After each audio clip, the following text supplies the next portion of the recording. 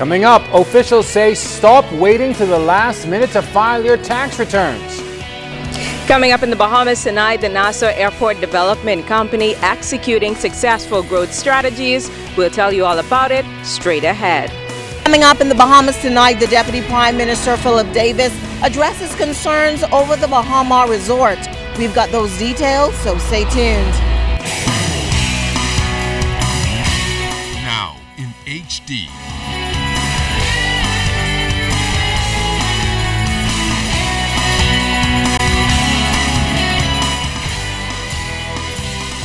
ZNS Network presents The Bahamas Tonight. This portion of the news brought to you by BTC Every Day. Another deadline for value-added tax looms as some 5,600 quarterly VAT registrants prepare to make filings. Good evening, everyone. I'm Charisma Robinson. And I'm Chris Saunders. Thank you so much for joining us. The small and medium-sized enterprise account for about 75% of VAT registrants who will be joining monthly registrants filing in a matter of days. And as Cleopatra Murphy tells us tonight, the VAT Task Force is urging registrants not to wait until the last minute.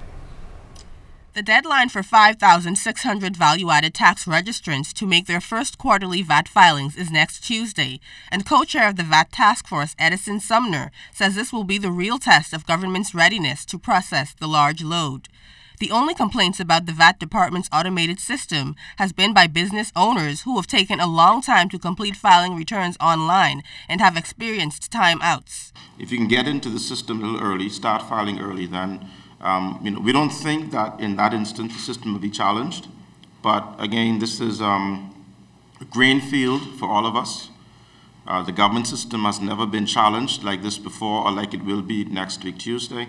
So we're going to wait and see how that turns out. Sumner says they have been assured the system is ready. Although April 28th is the deadline, Task Force member Andrew Rogers says he is involved in several companies that have taken to doing monthly filings that are more convenient for companies, making around $3 million in annual sales. Your VAT on the quarter is going to be calculated for approximately $800,000 in sales, which means your quarterly VAT payment is going to be in excess of $60,000.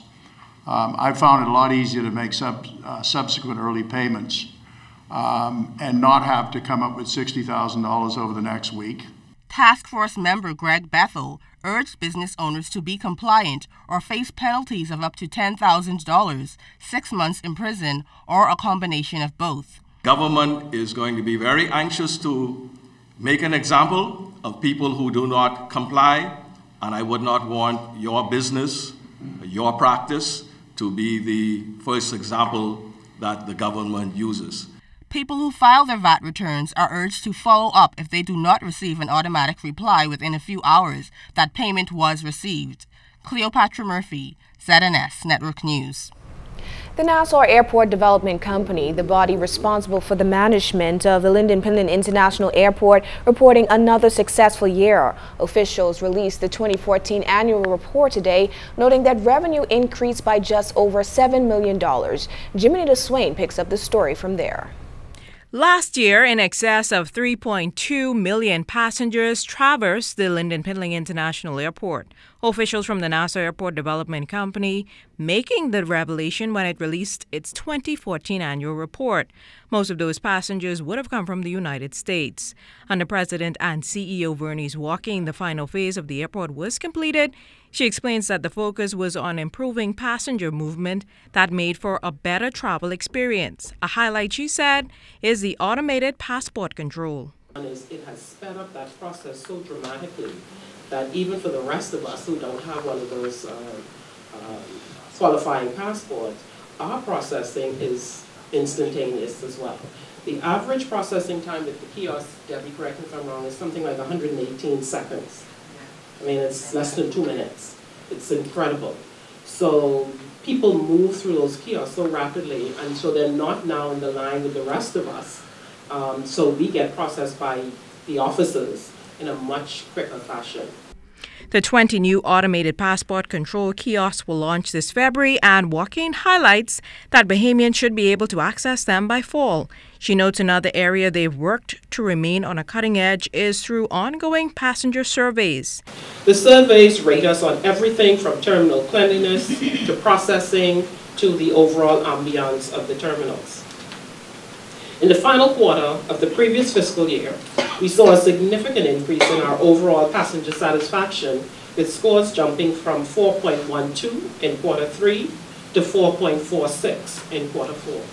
LPIA offers more travel options than any other airport in the Caribbean, with 24 air carriers serving 11 international and 18 U.S. cities, along with 24 domestic operations.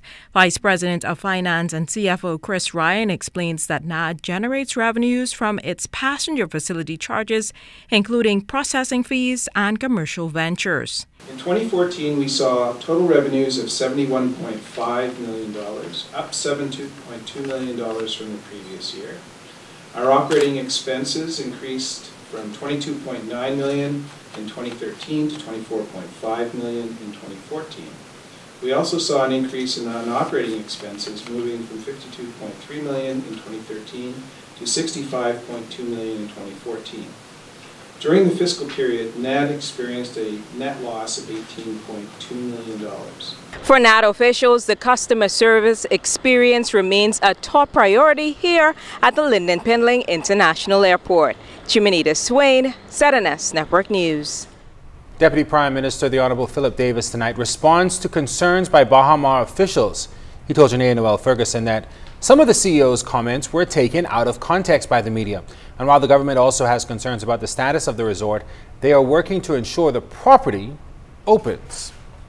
Last week, Baha Mar's CEO criticized the government and the construction company for failing to meet certain requirements, which contributed to the delay in the opening of the Baha Mar resort. But Deputy Prime Minister Philip Davis says those comments were taken out of context by the media. We've had to do so with less than ideal support and a less than best in class business climate. These are critical to the Bahamas' success in the future. Unfortunately, a number of promises important to the future of the Bahamas over the past 12 years have not come to fruition. And was rather disappointed in the manner in which the press portrayed what he had to say. His comments, I thought, were constructive and really was not a criticism of the government at all, but rather an overview of the progress of a